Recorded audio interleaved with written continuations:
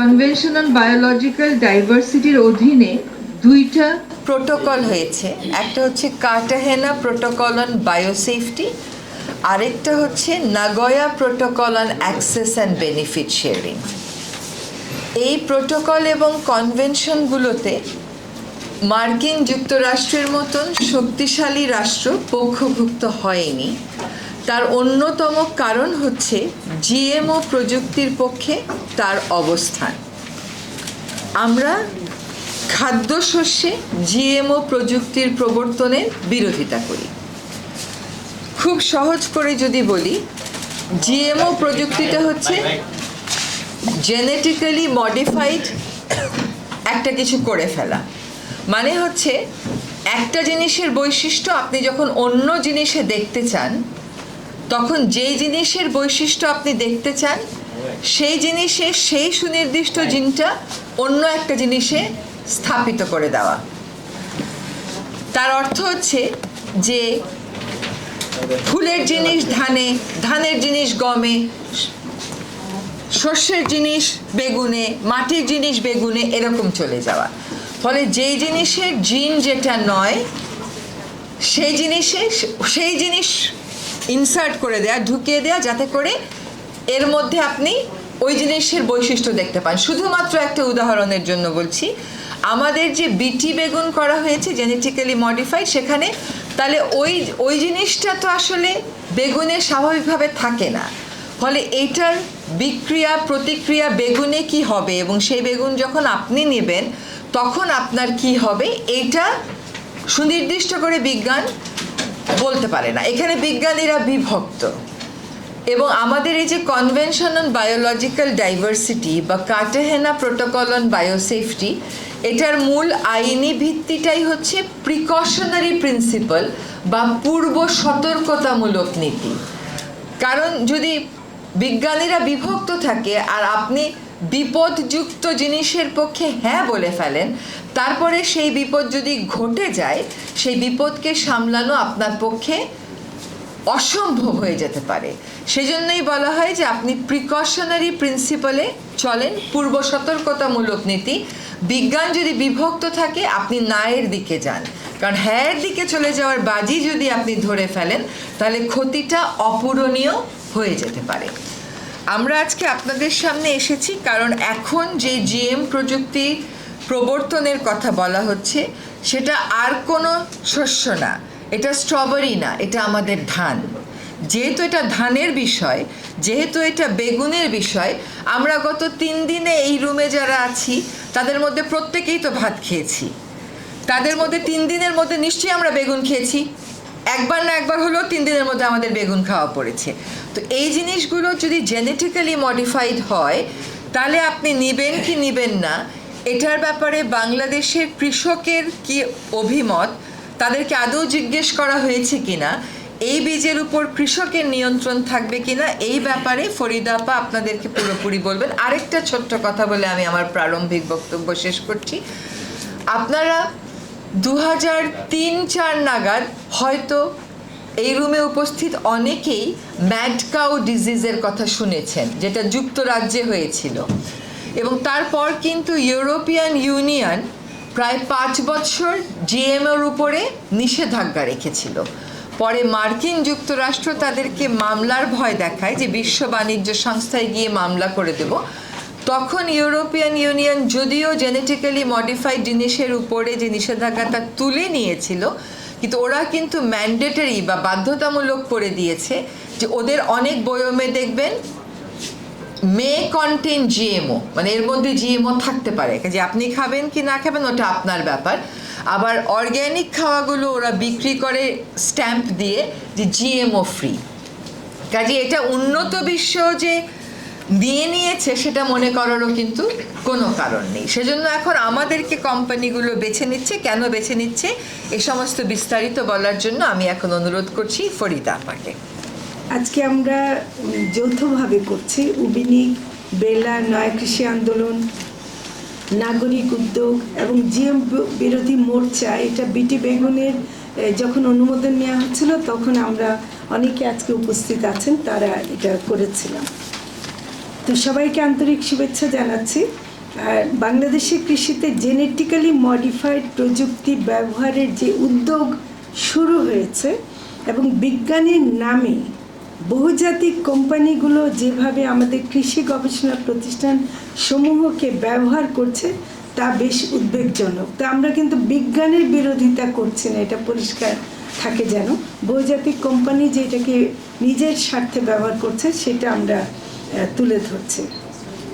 আজ আমরা বিশেষভাবে উপস্থিত হয়েছে বাংলাদেশের দুটি প্রধান ফসল ধান এবং সবজির উপর জেনেটিক ইঞ্জিনিয়ারিং করা এবং এর সত্ত্বেও বিদেশি কোম্পানির হাতে দিয়ে দেয়া, পরিবেশ ও স্বাস্থ্য ঝুঁকি থাকা সত্ত্বেও কৃষক পর্যায়ে চাষের অনুমোদনের যে প্রক্রিয়া শুরু হয়েছে তার বিষয়ে সাংবাদিক ভাই বোনেরা আজকে আপনারা যারা এসছেন এবং উপস্থিত আমাদের যারা পরিবেশ এবং কৃষক সংগঠনের সাথে আমরা যারা যুক্ত আছে তারা এসছেন, আমরা এই সর্বশেষ পরিস্থিতিটা আপনাদেরকে অবহিত করতে চাচ্ছি এবং এর বিরুদ্ধে ঐক্যবদ্ধভাবে সরকারকে আমাদের উদ্বেগ জানাতে চাই এবং প্রয়োজনীয় পদক্ষেপ ও কার্যক্রম গ্রহণ করার আহ্বান জানাতে চাই।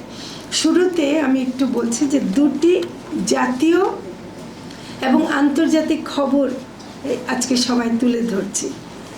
আমরা পত্রিকার মাধ্যমে জেনেছি এটা 4 এপ্রিল গোল্ডেন রাইসের কৃষক পর্যায়ে চাষাবাদের জন্য বাংলাদেশ ধান গবেষণা ইনস্টিটিউট বিডি এবং আন্তর্জাতিক ধান গবেষণা ইনস্টিটিউট ইরির কর্তা ব্যক্তিরা বর্তমান সরকারের নতুন কৃষি মন্ত্রী ডক্টর আব্দুস শহীদের সাথে দেখা করে জিএমও গোল্ডেন রাইস জাত অবমুক্তির বিষয়ে তার সহযোগিতা কামনা করেছেন এবং এই নতুন কৃষিমন্ত্রীও তার বিশেষ উদ্যোগ গ্রহণ করা হবে বলে আশ্বাস দিয়েছেন। ইরির পক্ষে হেলদিয়ার রাইস প্রোগ্রামের প্রজেক্ট লিডার রাসেল রেইনকে প্রতিনিধি দলের নেতৃত্ব দেন এবং ইরি ছাড়াও এই প্রকল্পে কাজ করছে Bill and Melinda Gates foundation, যাকে আপনারা মাইক্রোসফটের লোক বলে জানেন, কিন্তু তারা এখন এই ধানে ঢুকে গেছে, জিএমওতে ঢুকে গেছে। বুঝতে পারছেন যে ব্যবসায় কী পরিমাণ সম্ভাবনা তারা দেখছে। এটা একটা খবর যেটা আমাদেরকে যথেষ্ট উদ্বিগ্ন করেছে। দ্বিতীয় যে খবরটা সেটা খুব গুরুত্বপূর্ণ, সেটা হলো যে আন্তর্জাতিক পর্যায়ে মানে 17 এপ্রিল এবছর 17 এপ্রিল তারিখে ফিলিপাইনের কোর্ট অফ অ্যাপিল সুনির্দিষ্টভাবে গোল্ডেন রাইস এবং বিটি বেগুন এর বাণিজ্যিক চাষের বিরুদ্ধে একটি নির্দেশ দিয়েছেন, কারণ এই দুটি জিএম ফসলের প্রবক্তারা বৈজ্ঞানিক নিশ্চয়তা দিতে পারেননি। ফলে এই মামলায় বাদী ছিল ফিলিপাইনের একটি সংগঠন, তার সংক্ষিপ্ত নাম হচ্ছে মাসিপ্যাগ এবং Greenpeace Southeast Asia. আদালতের আগে বিবাদী সংগঠন হলো University of the Philippines Los Banos এবং the Philippine Rice Research Institute, সংক্ষেপে ফিল রাইস। তাদের যে এর আগে তারা যে একটা 2021 সালে এটাকে ফিল্ড ট্রায়ালের যে অনুমতিটা দিয়েছিল সেটা তারা বাতিল করে দেয়। আমাদের কাছে এই রায়ের পুরো কপি আছে, প্রায় 143 পৃষ্ঠার রায়, এবং এটা অত্যন্ত গুরুত্বপূর্ণ একটা রায় এবং অত্যন্ত আশাব্যঞ্জক একটি রায়। আমি গোল্ডেন রাইসের ব্যাপারটা একটু বলছি। গোল্ডেন রাইস প্রবর্তনের চেষ্টা কিন্তু বাংলাদেশে অনেক দিন থেকে চলছে, শুধু বাংলাদেশ না, আরও মানে ফিলিপাইন এবং ইন্দোনেশিয়া অন্যান্য দেশে হচ্ছে। এটা জেনেটিক্যালি মডিফাইড ফসল ধানের স্বাভাবিক বা প্রাকৃতিক গঠন সংকেতে ভিন্ন জিন জবরদস্তি প্রবিষ্ট করানো হয়েছে। বাংলাদেশ ধান গবেষণা প্রতিষ্ঠান বিডি এই গবেষণা করেছে আন্তর্জাতিক ধান গবেষণা কেন্দ্র ইরির অধীনে। কাজেই এটা আমি পরিষ্কার বলতে চাই, এটা যেন কেউ মনে না করে যে বাংলাদেশের বিজ্ঞানীদের গবেষণা, এটা কিন্তু তা না, এটা আন্তর্জাতিকভাবে হচ্ছে। গোল্ডেন রাইসের মধ্যে বিরি ধান 29, অথচ আমাদেরই একটা খুব পপুলার ধান বিরি ধান 29, ফিলিপাইনে অবস্থিত IR64 এবং ফিলিপাইনের আরেকটি জাত RC28 সাথে ভুট্টার জিন ঢুকে দিয়ে এটার মধ্যে বিটা ক্যারোটিন যা ভিটামিন এ সৃষ্টি করবে বলে তারা দাবি করছে, সেটা করা হয়েছে। এর আগেরটাতে তারা ড্যাফোডিল ফুলের জিন ঢুকিয়েছিল, সেটা কার্যকর হয়নি, সেজন্য এখন ভুট্টা দিয়েছে, সেজন্য এটার টেকনিক্যাল এখন নাম হচ্ছে GR2E বিরিধান 29। এর পেটেন্টধারী কোম্পানি হচ্ছে সিনজেন্তা। এটা মাথায় রাখা দরকার, এটা একটা কীটনাশক কোম্পানি এবং এটা এর সাথে বীজের কোনো সম্পর্ক নেই। এর আগে ড্যাফোডিল ফুলে জিন ঢুকে দেওয়া হচ্ছিল। কৃষি মন্ত্রণালয় national technical committee on crop biotechnology 2017 সালের 26 নভেম্বর আবেদন করে পরিবেশ মন্ত্রণালয়ের কাছে। সেখান থেকে অতি দ্রুত মাত্র 10 দিন বিরি আসলে আবেদন করে এদের কাছে, এবং সেখান থেকে মাত্র 10 দিনের মধ্যে 2017 সালের ডিসেম্বরের 4 তারিখে পরিবেশ মন্ত্রণালয়ের ন্যাশনাল কমিটি অন বায়োসেফটির কাছে পাঠানো হয়। তার মানে ন্যাশনাল কমিটি অন ক্রপ বায়োটেকনোলজির যে দায়িত্ব ছিল যেটাকে পরীক্ষা নিরীক্ষা করা, সেটা তারা মাত্র 10 দিনে কি করলো আমি জানি না, তারা দ্রুত পরিবেশ মন্ত্রণালয়ে পাঠিয়ে দিয়েছে, কারণ ওখান থেকে ফাইনাল অনুমোদন লাগবে। এতে বোঝা যাচ্ছে যে তারা আসলে তাদের দায়িত্বটা পালন করেনি। জিএম ফসল হিসেবে গোল্ডেন রাইসের স্বাস্থ্য ও পরিবেশ সংক্রান্ত ঝুঁকি, কার্যকারিতা এবং এই ধানের আদৌ কোনো প্রয়োজনীয়তা আছে কি না, এসব প্রশ্নের উত্তর এখনও পাওয়া যায়নি। আমরা পরিবেশ মন্ত্রণালয়কে ধন্যবাদ জানাচ্ছি যে তারা 2017 সাল থেকে এখনও পর্যন্ত তারা সময় নিয়ে এই নিরাপত্তার দিক বিবেচনা করছেন এবং এখনও অনুমোদন তারা দেননি। কিন্তু কোম্পানি এবং উদ্যোক্তাদের পক্ষ থেকে তারা দেয়া হচ্ছে, তারা সরকারের উপর সরাসরি প্রভাব বিস্তার করতে চাইছেন। এর আগে বারবার আমরা একটা জিনিস খেয়াল করছি যে যখনই নির্বাচন হয়, যেমন 2018 সালে নির্বাচনের পরেই যখন 19 সালে সরকার গঠন হলো, ডক্টর আব্দুর রাজ্জাক কৃষিমন্ত্রী হলেন, অমনি ইরির প্রধান এসে ডক্টর আব্দুর রাজ্জাকের সাথে দেখা করেছেন। এখনও 7 তারিখে নির্বাচন হলো আর অমনি মার্চ মাসে ইরির কর্তা ব্যক্তিরা এসে তার সাথে দেখা করেছেন, মানে বুঝিয়ে দিচ্ছেন যে আমরা কিন্তু এই ব্যাপারে চাচ্ছি যে আপনারা কাজ করেন। গোল্ডেন রাইস সারা বিশ্বে বিতর্কিত। ফিলিপাইনে অনুমোদন দেওয়া হয়েছে, এর আগে যেহেতু কিছুটা মাঠ পর্যায়ে দেওয়া হয়েছিল, সেটা বলা হচ্ছে আমাদের সরকারকে, কিন্তু আসলে এটা এখন বাতিল করা হয়েছে এবং এর বিরুদ্ধে ফিলিপিনো কৃষকরা ব্যাপক আন্দোলন গড়ে তুলেছেন। কাজে ফিলিপাইনের উদাহরণ দিয়ে বাংলাদেশে অনুমোদন নেয়ার কোনো অর্থ নাই। বাংলাদেশে অধিকাংশ কৃষক বিরি 29 চাষ করেন। এটা কিন্তু আমি সাংবাদিক ভাই বোনদের জন্য বিশেষ লক্ষ্য করার বিষয় বলবো যে বোরো ধানের মধ্যে বিরি 29টা সারা বাংলাদেশে এটা হয় এবং সেখানে কোনো প্যাটার্ন নাই। কৃষকের বীজ নিজেই রাখেন এবং বাজার থেকে কিনে নেন, স্বাধীনভাবে তারা এই ধান চাষ করতে পারেন। তাহলে এই ধানের সত্ত্ব বিদেশি কোম্পানি অথবা সিনজেন্তার হাতে চলে গেলে বাংলাদেশের লক্ষ কোটি কৃষকের ভাগ্যে কি ঘটবে? এই প্রশ্নের জবাব কৃষি মন্ত্রণালয়কে অবশ্যই দিতে হবে। কৃষি মন্ত্রণালয়ের কাজ বাংলাদেশের কৃষি এবং কৃষকের স্বার্থ দেখা, কোম্পানির স্বার্থ নয়। দাবি করা হচ্ছে এবং প্রচারণা চালানো হচ্ছে গোল্ডেন রাইস ভিটামিন এ সমৃদ্ধ। বলা হচ্ছে এর মধ্যে ক্যারোটিনয়েড রয়েছে এবং মানুষের শরীরে হজম হতে গিয়ে এটা ভাঙে এবং ভেঙে ভিটামিন এতে রূপান্তরিত হয়। এটা অনুমান। যদি অনুমান সত্যি ধরেও নেওয়া হয় তাহলে জানতে হবে এই ভাত খেলে কি পরিমাণ ক্যারোটিনয়েড ভাত থেকে আলাদা করে শরীর গ্রহণ করতে পারে এবং তা ভেঙে তার রূপান্তর ঘটিয়ে কি পরিমাণ ভিটামিন এ বানাতে সক্ষম হয়। গোল্ডেন রাইস খাইয়ে দিলে সেটা আপনি ভিটামিন এ হয়ে যাবে না। অথচ গোল্ডেন রাইসে সংযোজিত ক্যারোটিনয়েড কীভাবে এবং কী পরিমাণ ভিটামিন এ হিসেবে মানুষের শরীর বানাতে পারবে সেই গোড়ার তথ্যের জায়গাতেই উপাত্তের অভাব রয়েছে। আমরা আরও জানা দরকার এই ধান ঘরে রাখলে, কারণ ধান তো কেটে সাথে সাথে খাবে না, ঘরে রাখলে গুদামজাত করলে এবং রান্নার পরে এর মধ্যে কি পরিমাণ ক্যারোটিনয়েড টিকে থাকবে এ বিষয়ে কোনো উপাত্ত এখনও নাই। সেই তথ্য উপাত্ত ঠিক না করে তারা ছাড়পত্রের জন্য উঠে পড়ে লেগেছে। তার মেইন কারণ হলো তারা প্যাটেন্ট নিয়ে নিয়েছে, যেহেতু কাজে এটার তারা তাদের মালিকানা চায়। এটা একটা শুধু কাগজের ব্যাপার নয়, এর সাথে পরিবেশ, স্বাস্থ্য, কৃষকের অধিকার সব কিছু অঙ্গাঙ্গি জড়িত। ছাড়পত্র দিলেই সেসব নিরাপত্তা নিশ্চয়তা মিলবে না। Bill and Melinda Gates foundation এই গোল্ডেন রাইসকে, এটা সিনজেন্তার কাছ থেকে তারা একটা হিউম্যানিটেরিয়ান প্রজেক্ট হিসেবে নিয়েছে, যে পুষ্টির একটা মাধ্যম হিসেবে তারা দাতব্য কাজ করবে। তারা দাবি করছে ভিটামিন এ ঘাটতি এবং রাতকানা রোগের জন্য এই ধানের ভাত খেতে হবে।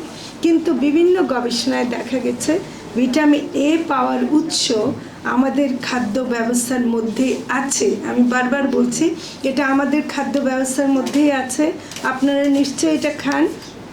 বাংলাদেশ পুষ্টি বিজ্ঞান প্রতিষ্ঠানের গবেষণায় দেখা যায় নানা রকম কুড়িয়ে পাওয়া শাক, যেগুলো আমাদের লাগাতেও হয় না, কাটানোটে শাক, কলমি শাক, সজনা পাতা, আবাদি ফসলের মধ্যে মিষ্টি কুমড়া, মিষ্টি আলু, পুঁই শাক, শিম, ঢেঁড়স, ডাঁটার মধ্যে প্রচুর ভিটামিন এ আছে।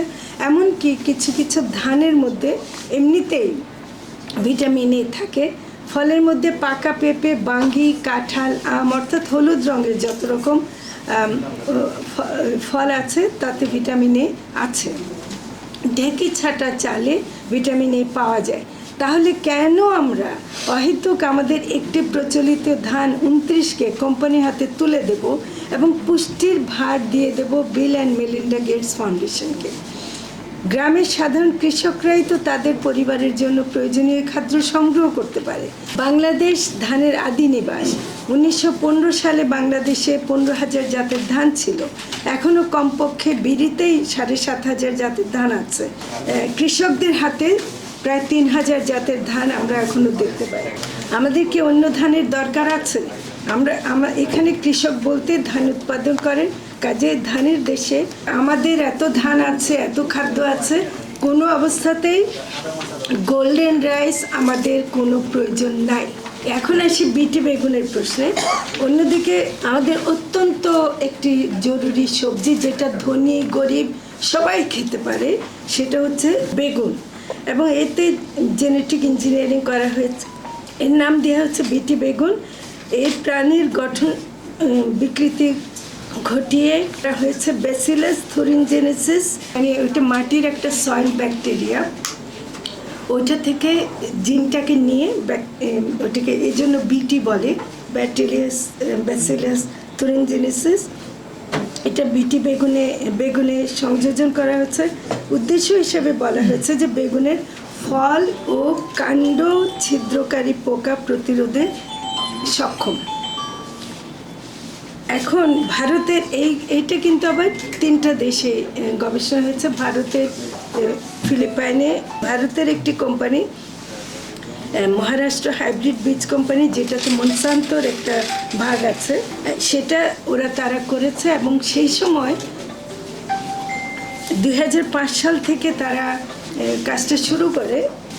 2005 থেকে শুরু হয়েছে। প্রথমে ভারতে ওরা যখন চেষ্টা করে ওখানে হাইব্রিড ভ্যারাইটির উপর, তখন সেটা ভারতে এটার বিরুদ্ধে প্রতিবাদ হয়। এবং তারা যেটা করে যে ওখানে যে পরিবেশ মন্ত্রী ছিলেন উনি পাবলিক হিয়ারিং করেন, এবং যখন দেখেন যে এর বিরুদ্ধে জনগণের যখন আপত্তি আছে, তখন তারা এটাকে স্থগিত করে দেয় 2010 সালে। এবং এখনো পর্যন্ত ওখানে সুপ্রিম কোর্টও এটাকে অনির্দিষ্টকালের জন্য এটাকে আর কোনো ছাড়পত্র দেয়নি। তো সেই জন্য আজ পর্যন্ত কিন্তু তারা ওখানে ছাড়পত্র দেয়নি। ভারতের পরে ওরা ফিলিপাইনের চেষ্টা করছিল, কিন্তু ফিলিপাইনের সুপ্রিম কোর্টও বলছে যে এটা মানুষের যে সাংবিধানিক অধিকার আছে যে তাদের নিরাপদ খাদ্য পাওয়ার, সেটাতে ক্ষুণ্ণ করবে। ফলে ফিলিপাইনও তারা এটা কোনো পায়নি, কারণ ফিলিপাইনি গ্রিন পিস তখন এটা আপত্তি জানিয়েছিল। সেটা ছিল 2013 সাল। আপনাদের মনে আছে যে 2013 সালে বাংলাদেশে রাজনৈতিকভাবে খুবই একটা চলছিল। ওই সময় তারা সুযোগটা নিয়ে যে একটা সরকার এরকম একটা অবস্থা আছে, তখন তারা এটা করে কি যে বাংলাদেশে এটা অনুমোদনের জন্য খুব তড়িঘড়ি করে তারা করে। সেই সময় আমরা আপত্তি করেছিলাম, এমনকি বাংলাদেশে কোর্ট কেস পর্যন্ত হয়েছিল, সেটাকে তারা বাতিল করে দিয়ে অক্টোবর মাসে খুব তাড়াতাড়ি তারা এটাকে অনুমোদন দিয়ে দেয়। এবং অনুমোদন দেওয়ার পরে 2013 সালেরই অক্টোবর মাসে দিয়ে দেয়। এবং সেটা রিজওয়ানাও জানেন যে কত তাড়াতাড়ি তারা অনেক এত বস্তায় বস্তায় যে ডকুমেন্ট দেওয়া হচ্ছিল, তারা এক সপ্তাহ সময় নেয়নি সেটা অনুমোদন দেওয়ার আগে পড়ার জন্য। এবং যেটা বাংলাদেশের 9টি স্থানীয়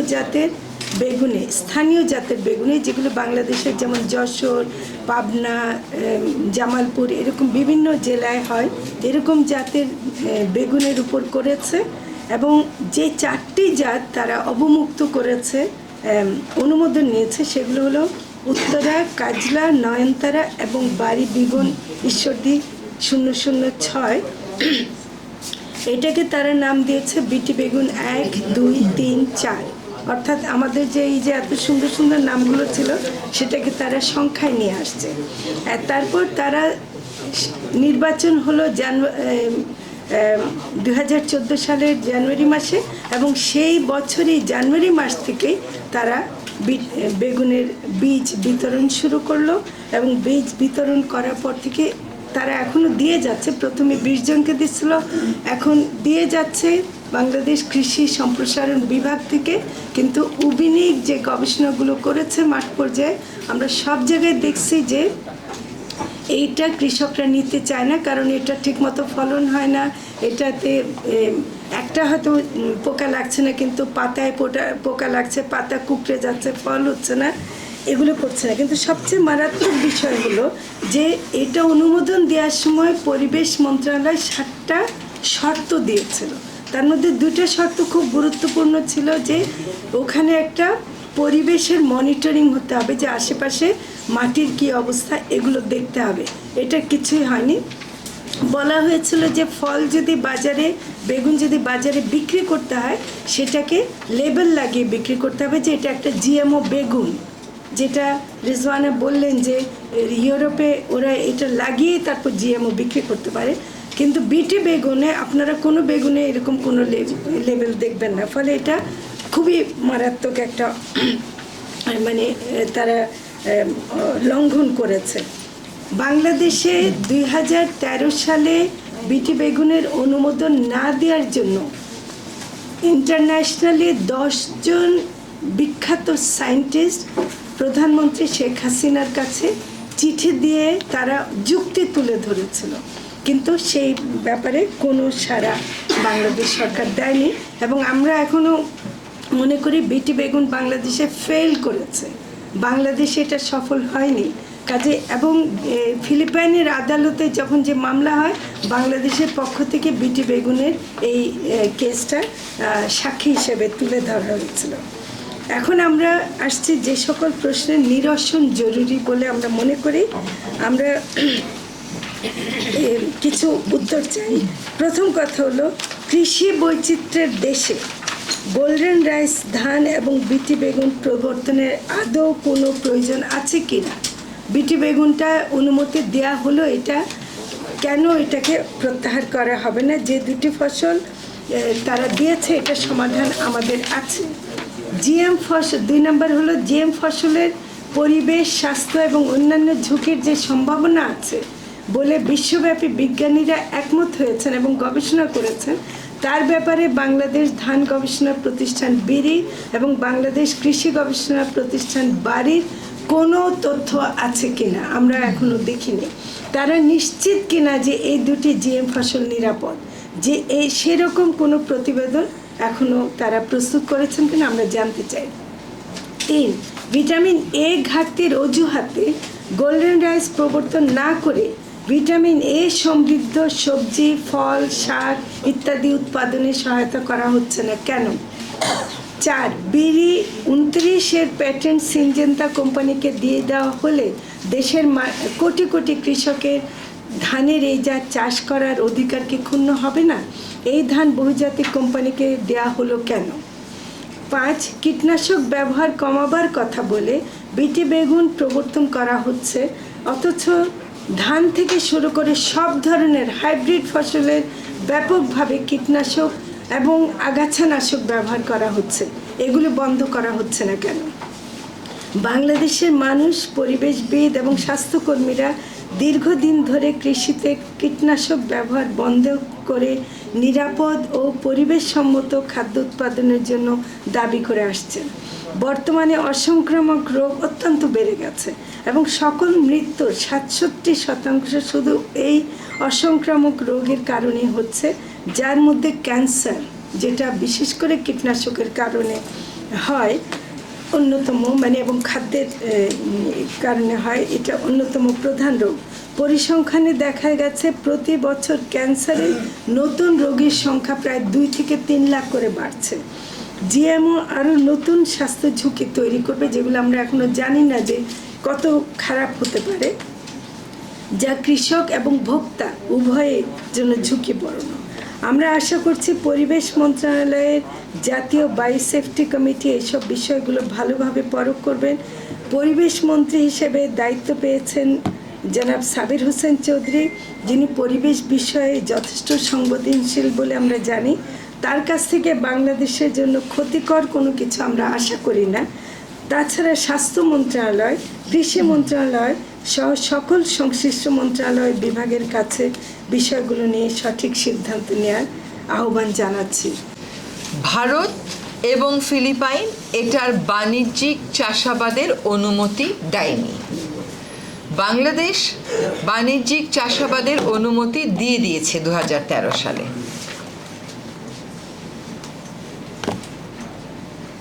বাংলাদেশ যখন বাণিজ্যিক চাষাবাদের অনুমতি দেয়, যেই সভায় এই অনুমতি দেয়া হয়, সেই সভায় কিন্তু শুধুমাত্র যে, সেই সভায় তো আমরা ছিলাম না, কিন্তু শুধুমাত্র যে এই প্রক্রিয়ার আমরা বিরোধিতা করেছি তা না, সরকারি যে সকল প্রতিষ্ঠান ছিল তারাও কিন্তু বিরোধিতা করেছে, তারাও কিন্তু উদ্বেগ জানিয়েছে।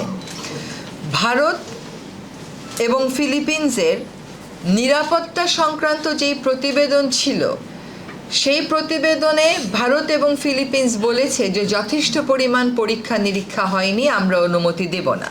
এবং ভারত বলেছে যে এই সমস্ত শস্য অনুমতি দিলে কোম্পানির বেশি লাভ হয়, দেশের কৃষকের বা দেশের খুব একটা লাভ হয় না, ফলে আমরা অনুমতি দিব না। ভারত এবং ফিলিপিন্স বলছে যে যথেষ্ট পরিমাণ নিরাপত্তা সংক্রান্ত গবেষণা হয়নি। সেই প্রতিবেদনগুলোর শুধুমাত্র সারাংশের ভিত্তিতে বাংলাদেশ অনুমতি দিয়ে দিয়েছে। এখন বাংলাদেশে তোড়জোড় চলছে যে গোল্ডেন রাইসের, জেনেটিক্যালি মডিফাইড গোল্ডেন রাইসের অনুমোদন দিতে হবে। তার মানে আমাদের বাংলাদেশটা একটা পরীক্ষা কেন্দ্র হয়ে গেছে, গিনিপিগের মতন হয়ে গেছে। এবং তারা যুক্তি দেখাচ্ছে যে ফিলিপিন্স অনুমতি দিয়েছে, কিন্তু ফিলিপিন্সের অনুমতি তো তার আদালত বাতিল করে দিয়েছে। এখন তাহলে বাংলাদেশ কোন যুক্তিতে দেবে? এবং ধানের মতন একটি শস্য, এটির যদি কোনো রকম বিরূপ প্রতিক্রিয়া হয় পরিবেশে এবং প্রকৃতিতে, সেটা সামলানোর ক্ষমতা সরকারের আছে কিনা, সেটা সামলানোর প্রস্তুতি সরকারের আছে কিনা, এবং সরকার কৃষক পর্যায়ে এটা জানিয়েছে কিনা। যেমন আমি উন্নত বিশ্বের উদাহরণ দিয়েছি যে সেখানে নিষেধাজ্ঞা তুলে নেওয়া হয়েছে, কিন্তু লেবেলিং বাধ্যতামূলক করে দেওয়া হয়েছে, ফলে অনেক মানুষ যারা নেবে না তারা নেয় না। আমার কৃষক কি সেটা জানতে পারবে কিনা? কোম্পানিগুলো বারবার আমাদেরকে বেছে নিচ্ছে, এবং আমি আপনাদেরকে আগেও বলেছি, এখনও বলছি, বেগুনের ক্ষেত্রে ছিল মনসান্টো পিছনে, এখন হচ্ছে সিনজেন্টা পিছনে। আমাদের দেশটাকে আমরা পরীক্ষার ক্ষেত্র হতে দিব কিনা বেগুন এবং ধানের মতন এমন অর্থকরী এবং আমাদের প্রতিদিনের জীবনের সাথে জড়িত এমন দুইটি ফসলের সাথে। অন্য কোনো একটি বিলাসবহুল পণ্য যদি হতো যেটা কিছু মানুষ খায় এবং তারা লেবেলিং পড়তে পারে, বুঝতে পারে, তাহলে হয়তো বিতর্কটা অন্য জায়গায় হতো, কিন্তু এটা হচ্ছে ধান এবং বেগুন। যেখানে পৃথিবীতে আর কোথাও অনুমতি পায়নি, সেখানে আমার দেশে কেমন করে অনুমতি পেয়ে গেল, এবং সেটার পরিবেশগত প্রভাব আর স্বাস্থ্যগত প্রভাব কে নিরূপণ করছে? এটা কোম্পানি নিরূপণ করলে তো হবে না, অনুমোদন দানকারী সংস্থা অনুমোদন করলে তো হবে না, এটা নিরপেক্ষ পরীক্ষার তো প্রয়োজন রয়েছে। আমরা এই পর্যায়ে আপনাদের যদি কোনো শুধু তথ্য অ্যাড করে যে এখন মনসান্তো নামে আর নাই, কারণ বায়ার মনসান্তোর বিরুদ্ধে সারা বিশ্বে এত অভিযোগ এবং মনসান্তোর বিরুদ্ধে কোর্ট হয়েছে, আন্তর্জাতিক কোর্টে মামলা হয়েছে, সেজন্য জার্মানির বায়ার কোম্পানি এটা কিনে নিয়েছে। ফলে বায়ার যখন দেখবেন বুঝবেন যে এটা মনসান্তো আছে। এবং বায়ার কিনে নেওয়ার প্রেক্ষিতটাও হচ্ছে যে ওরা রাউন্ড আপ বলে একটা কীটনাশক বাজারজাত করে, ওইখানে গ্লাইফোসেট বলে একটা উপাদানের কারণে ক্যান্সার হচ্ছে। এই যুক্তিতে উন্নত বিশ্বে মনসান্টোর বিরুদ্ধে বহু মামলা হয়েছে।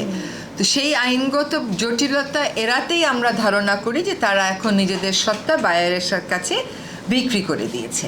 কিন্তু সেই রাউন্ড আপও কিন্তু বাংলাদেশে, যদিও আমরা আদালতের দ্বারস্থ হয়েছি এবং আদালত বলেছিল সরকারকে 2021-এর মধ্যে ওইটা থেকে ফেজ আউট করার পরিকল্পনা দিতে, সরকার এখনো কোনো পরিকল্পনা দেয়নি। এখানে পোকার কথাটা বলা হয়েছে, আপনারা খেয়াল করছেন যে বিটি বেসিলাস থুরিনজেন্সিস, এই বিটি বেগুন কেবলমাত্র একটা পোকা প্রতিরোধ করতে পারে, কাণ্ড এবং ফল ছিদ্রকারী পোকা প্রতিরোধ করতে পারে, কিন্তু অন রেকর্ড বেগুনের 38টার মতো রোগ বালাই হয়। কাজেই একমাত্র কাণ্ড এবং ফল ছিদ্রকারী পোকা প্রতিরোধ করবে। ফল হওয়ার আগেই যদি গাছটা মরে যায় বিকজ অফ ম্যাক্রোফমিনা ফেসিলিনা, একটা ফাঙ্গাসের কারণে বা অন্য একটা পোকার কারণে, 28-29 যদি ফলন কমে গিয়ে থাকে তাহলে অন্যগুলি আবাদ করবে, সেখানে এইটাকে টেনে আবার জেনেটিক মডিফিকেশন কেন করা হবে? আর এই জেনেটিক মডিফিকেশন মানে কি, আমি বটনির ছাত্র এবং জেনেটিক্সের ছাত্র, সেই কারণে আমি শঙ্কিত যে তামাশাটা হচ্ছে এটা টেম্পারিং অন নেচার। আপনারা জানেন যে প্রকৃতির উপর হস্তক্ষেপ করলে প্রকৃতি তার প্রতিশোধ নেয়। কাজেই যেটা করা হচ্ছে, এই যে বিটি ব্রিঞ্জাল এবং গোল্ডেন রাইস দুটাই কিন্তু আত্মঘাতী। এটা জেনেটিক্স বা সায়েন্সের চাইতে বেশি হলো বাণিজ্য। গোল্ডেন রাইস বলা হচ্ছে যে ভুট্টার থেকে জিন নিয়ে ধানে ইনসার্ট করা হয়েছে, কারণ ভুট্টায় ভিটামিন এ আছে, অর্থাৎ ধানে এখন ভিটামিন এ হবে। তো ভুট্টা আমি কেন খাবো না? ভুট্টা খালি তো সমাধান হয়ে যায়। কৃষকদেরকে কৃষি ক্ষেত্র থেকে উচ্ছেদ করার একটা সুদূর প্রসারী পরিকল্পনা। বীজ ঐতিহ্যগতভাবে সংরক্ষণ করে আমাদের কৃষকরা, আমাদের কিষানীরা, আর এখন সেই বীজ সংরক্ষণের দায়িত্ব নিয়েছে বহুজাতিক কোম্পানি মনসান্টো, সিনজেন্টা। এটা খুবই দুঃখজনক। আজকে খুব প্রাণবন্ত আলোচনা হচ্ছে, কিন্তু যে আলোচনাটা হচ্ছে সেটা কৃষক এবং ভোক্তা উভয়ের জন্যই দুঃখজনক। কে বলেছে যে আমাদের একটা জিনিস খাইয়া সব ভিটামিন নিতে হবে? এইটা কোন কথা? কেন আমাদের প্রকৃতিগতভাবে আমাদের অনেক রকমের খাবার ধরেন আল্লাহ সৃষ্টি করেছে আমাদের জন্য, তাই না? এই প্রকৃতিই সৃষ্টি করেছে। কাজে আমরা সেইগুলি খেয়ে কোনটায় কি আসে সেই প্রচারে যাব। পরিবেশ স্বাস্থ্য ঝুঁকি হ্রাস বৃদ্ধির মাত্রাটা কতটুকু, আমরা পরিবেশ কতটুকু হারাচ্ছি বা পরিবেশের ডেভেলপমেন্ট উন্নতি কতটুকু হচ্ছে, স্বাস্থ্য ঝুঁকি কমছে না বাড়ছে? আপনারা লক্ষ্য করবেন আমাদের হাসপাতাল নির্ভরতা ধরতে গেলে বাধ্যতামূলক, এবং প্রতিদিন আমি বিশ্বাস করি যে প্রতিদিন যেই পরিমাণ একটা পরিবারে ধান বা চালের জন্যে যদি 1 কেজি চাল খরচ হয়, তার মূল্য যদি 60 টাকা বা 70 টাকা হয় 4 জনের পরিবারে, কিন্তু 4 জনের পরিবারে কমপক্ষে 200 টাকার ওষুধ প্রতিদিন ব্যবহার করতে হয়।